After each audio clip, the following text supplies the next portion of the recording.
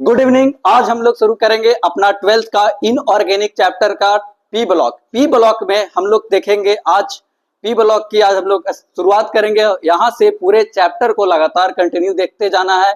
वर्ग वर्ग बाई वर्ग पढ़ेंगे हम लोग, ग्रुप बाई ग्रुप पढ़ते जाएंगे और इसको कंप्लीट करेंगे। ठीक है, तो आइए हम लोग शुरू करते हैं। अगर वर्ग की बात करें, समूह की बात करें, ग्रुप की बात करें तो पी ब्लॉक में 6 ग्रुप हैं। कितने ग्रुप हैं? 6 ग्रुप हैं। याद रखना है कितने ग्रुप हैं? 6। शुरू से होता है 13 से ग्रुप शुरू होता है और 18 तक जाता है।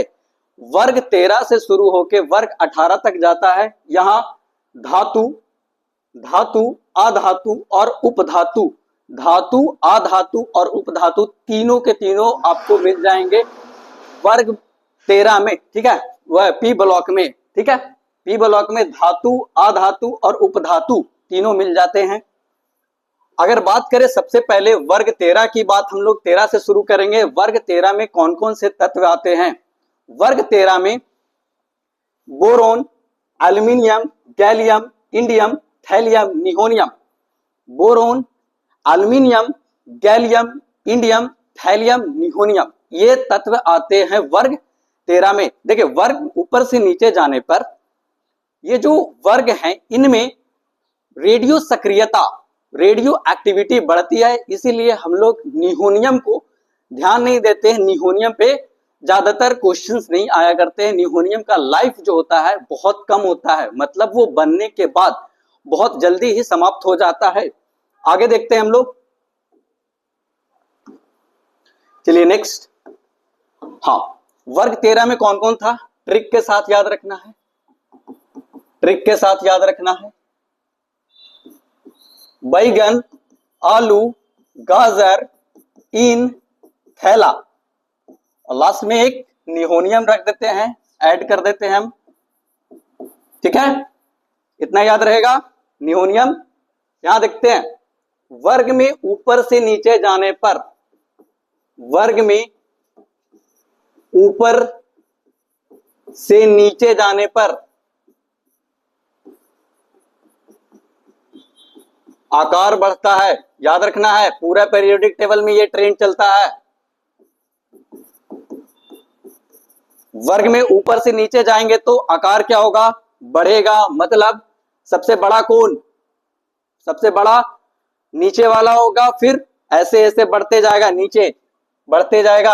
अब यहाँ पे एक अपवाद है, ये पलट जाता है। अभी हम दिखाते हैं आप लोग को कैसे क्या है। यहाँ पे अपवाद थोड़ा सा है। ठीक, आगे चलते हैं हम लोग। आगे देखते हैं। अगर धात्विक लक्षण की बात करें, धात्विक लक्षण, तो ऊपर से नीचे जाने पर, ऊपर से नीचे जाने पर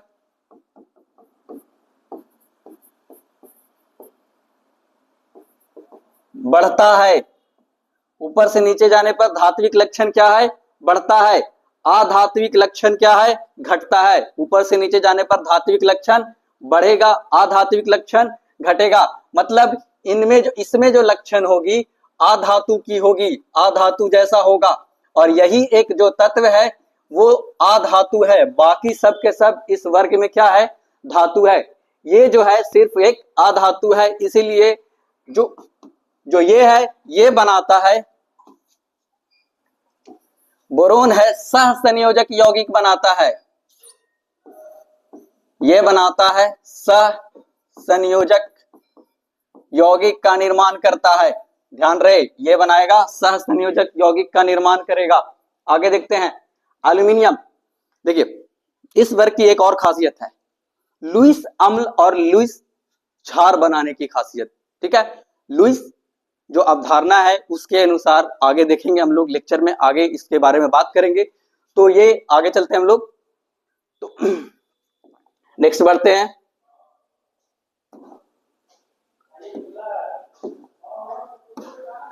पी ब्लॉक के तत्व के कुछ भौतिक गुण। देखिए, भौतिक गुण किसे कहते हैं लोग? भौतिक गुण उसे कहेंगे जैसे क्वथनांक, गलनांक। ठीक है, और फिर आपका जो त्रिज्या है, आयनिक त्रिज्या, वे सब क्या है? भौतिक गुण है। देखिए, यहाँ पे लिखा हुआ है ऊपर से नीचे जाने पर आकार में वृद्धि होता है। बात सही है। यहाँ पे केवल एक जो है नॉन मेटल है, वो कौन है? नॉन मेटल कौन है? वो है बोरोन। याद रखना है, बोरोन क्या है? नॉन मेटल है, अधातु है, जो कि आगे देखते हैं आकार का क्रम, ये इंपॉर्टेंट हो जाता है। अगर आप इसको याद होगा, बैगन, आलू, गाजर, इन, थैला, तो यहां से नीचे जाने पर बढ़ना चाहिए था, नीचे जाने पर बढ़ना चाहिए था ना, अभी तो पता है। लेकिन यहां पर ये बोरोन के बाद सीधे डायरेक्ट आ जाता है गैलियम। कौन आ जाता है? ये इस क्रम को याद रखना है कि इसे बोरोन के बाद कौन आ जाता है? गैलियम। होना चाहिए था क्या? एल्यूमिनियम। लेकिन होता कौन है? नाभिकीय प्रभाव। ऐसा होता है कि नाभिकीय प्रभाव के कारण ये जो है छोटा हो जाता है। ठीक है, आगे चलते हैं। बोरोन के अयस्क, अयस्क क्या होते हैं आपको याद रखना है। अयस्क के क्वेश्चंस भी आया करते हैं कि अयस्क क्या है। अयस्क एक पदार्थ होता है, अयस्क क्या होता है? मिनरल होता है, खनिज होता है, जिससे हम लोग धातु को निकालते हैं। वैसा खनिज जिससे धातु को निकाला जाता है या धातु की मात्रा जिसमें अधिक होती है, उसे अयस्क कहा जाता है। उसे क्या कहते हैं? अयस्क कहा जाता है। ठीक, नेक्स्ट, ऑर्थोबोरिक अम्ल, इसका एक अयस्क है, फर्स्ट अयस्क है ऑर्थोबोरिक अम्ल। बोरेक्स दूसरा अयस्क है, बोरेक्स है, और तीसरा है कार्नाइट। थर्ड अयस्क याद रखना है, फॉर्मूला याद रखना है। नेक्स्ट चलते हैं हम लोग।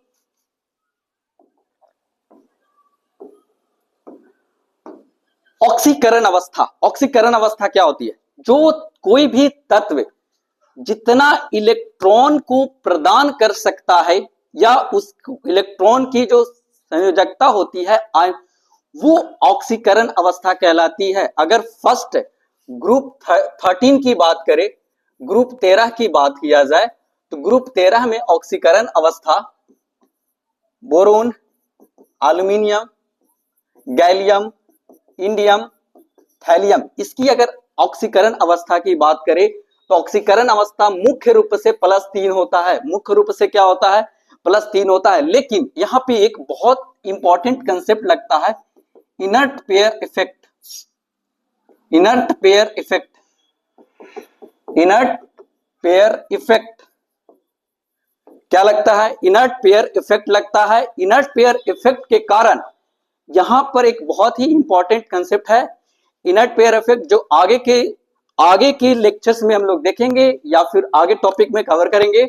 इनर्ट पेयर इफेक्ट के बारे में इंपॉर्टेंट है। अकीरीय युग्म प्रभाव, अकीरीय युग्म प्रभाव, ये क्या होता है कि ऊपर से नीचे जाने पर ये जो N/2 की इलेक्ट्रॉन है वो अकीरीय हो जाता है, ये नहीं देना चाहता है, अपना इलेक्ट्रॉन नहीं देता है।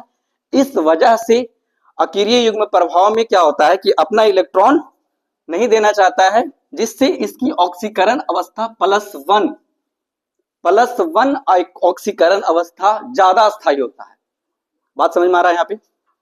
यहाँ पे बात यह है कि ऊपर वाले तत्वों में +3 ये जो ऑक्सीकरण अवस्था है ये काम करता है, और जैसे जैसे वर्ग में नीचे की तरफ जाते हैं वैसे वैसे ऑक्सीकरण अवस्था इसके क्या होते जाती है?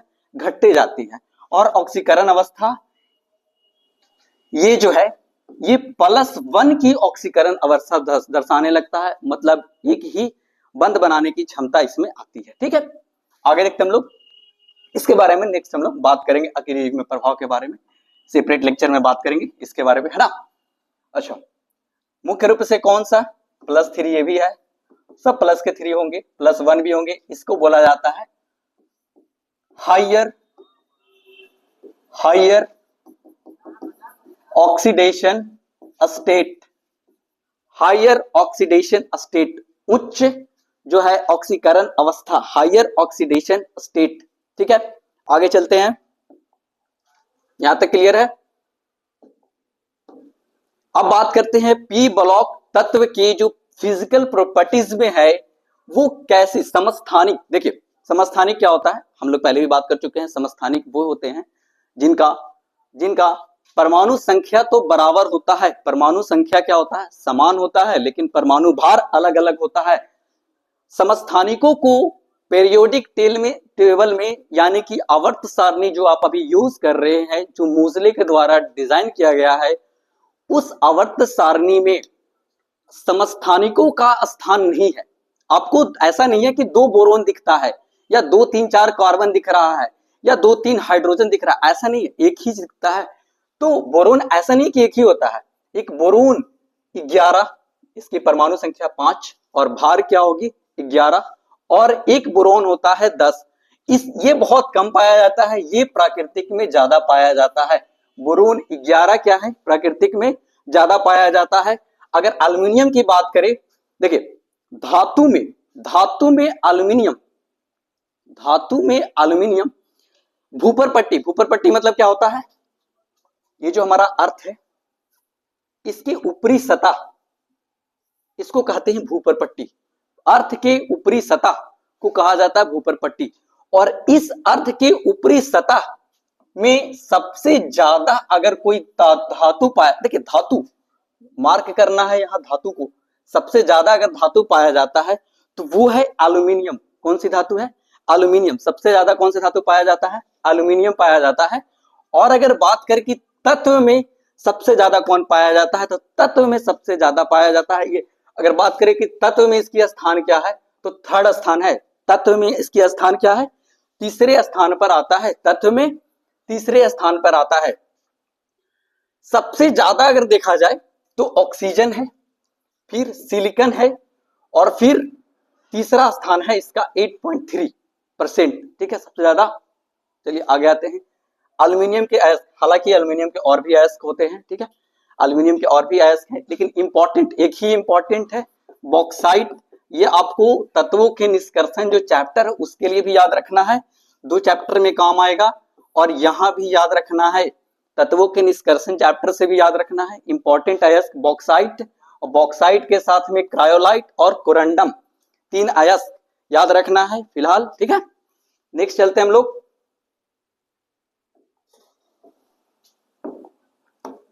ये है हमारा लुईस अम्ल और लुईस क्षार का कंसेप्ट। लुईस अम्ल क्या होते हैं, देखिए इस वर्ग 13 में एक खास विशेषता है कि ये अपनी वैकेंट ऑर्बिटल, मतलब इनकी जो कक्षक होती है ये खाली होता है। ठीक है, अपूर्ण कक्षक होता है इसका। जब ये इलेक्ट्रॉन बनाते हैं, ये अपने जब बंध बनाते हैं तो इसमें जो कक्षक होते हैं वो खाली होते हैं। इस वजह से इनमें क्षमता होती है, इलेक्ट्रॉन युग्म ग्रहण करने की क्षमता होती है। मतलब ये एक इलेक्ट्रॉन युग्म को ग्रहण करते हैं, मतलब एक साथ पेयर में इलेक्ट्रॉन ग्रहण करने की क्षमता रखते हैं। और अगर कोई तत्व पेयर में इलेक्ट्रॉन ग्रहण करने की क्षमता रखता है तो उसको बोला जाता है लुईस अम्ल। लुईस अम्ल क्या होते हैं, एग्जाम में आता है, इंपॉर्टेंट है, इसको ध्यान रखना है। लुईस अम्ल क्या होते हैं, इलेक्ट्रॉन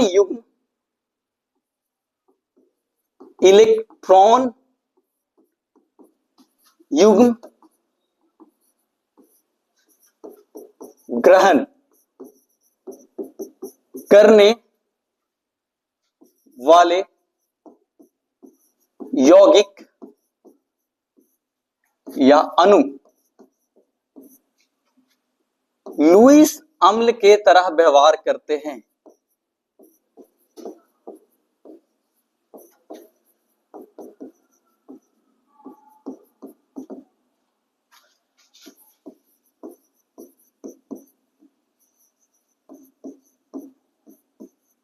ठीक है, ओके है।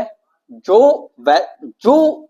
यौगिक अगर इलेक्ट्रॉन ग्रहण करने की, जो इनके में जो इलेक्ट्रॉन ग्रहण करने की क्षमता होती है वैकेंट ऑर्बिटल के कारण, इसीलिए इन्हें क्या कहा जाता है, लुईस अम्ल।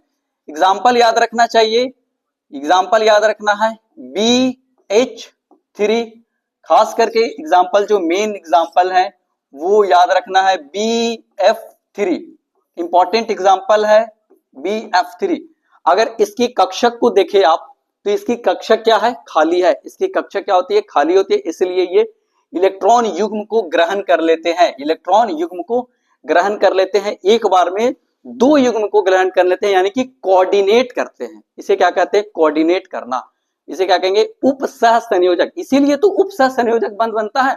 अगर देखें यहां पे अगर बात करें, जैसे बी है, Cl है, Cl है और Cl है, अगर इसकी अभिक्रिया करा दिया जाए NH3 से, तो ये कोऑर्डिनेट, ये जो इसके पास लोन पेयर है, ये काम करेगा लुईस अम्ल के तरह, लुईस एसिड के तरह, और ये काम करेगा लुईस बेस, यहां पे ये काम करेगा लुईस बेस की तरह, और ये बनाएगा, ठीक है, दिख रहा है इस तरह से, ठीक है। और ये कोऑर्डिनेट, ये क्या किया है, युग्म को दिया है, इलेक्ट्रॉन युग्म को दिया है, तो यहां पे क्या किया गया है, कोऑर्डिनेट किया गया है, उप सह संयोजक बंध की निर्माण की गई है।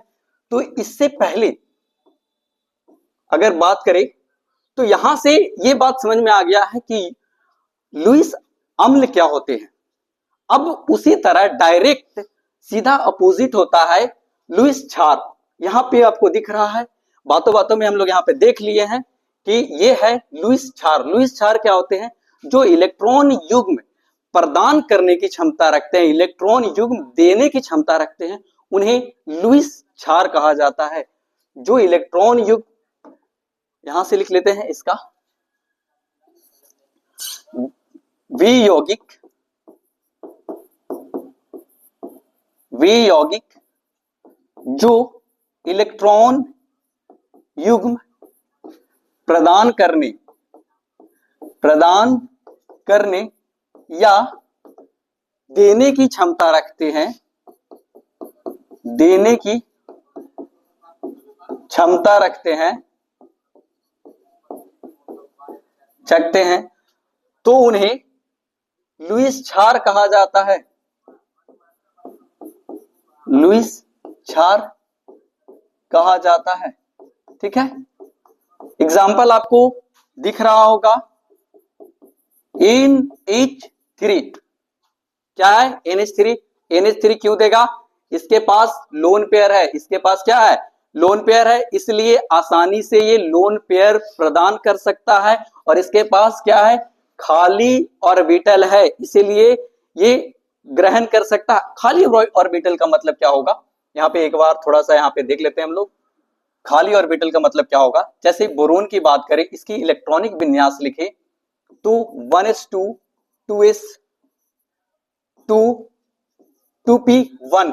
अच्छा एक चीज यहाँ पे, ये फॉर आपका जो सामान्य इलेक्ट्रॉनिक विन्यास था उस पर फिट हो रहा है, 2n² 2p1 हो रहा है ना, np1 पे। तो अगर देखें यहां पे कि इसके अगर बाहरी कक्षक क्या है, इसको क्या कहते हैं, आउटरमोस्ट ऑर्बिटल, और इसको क्या कहेंगे, कोर ऑर्बिटल, इनरमोस्ट, है ना। ये आउटर है और ये क्या है, कोर है। तो इसमें जो इलेक्ट्रॉन है, टोटल इलेक्ट्रॉन 3 है, और ये पूरे इलेक्ट्रॉन का उपयोग करता है, इसलिए ऑक्सीकरण अवस्था क्या हो जाएगी, इसकी 3 हो रही थी।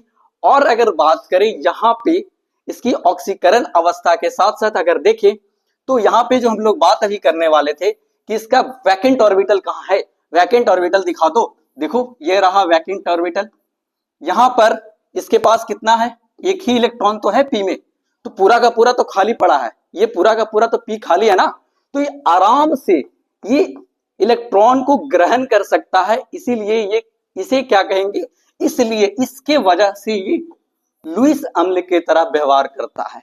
ओके, तो आज के लिए इतना ही, थैंक यू। और नेक्स्ट लेक्चर आपको मिल जाएगा कल तक, ऑब्जेक्टिव्स भी सब्जेक्टिव्स भी इसमें आएगा, ठीक है। Good night.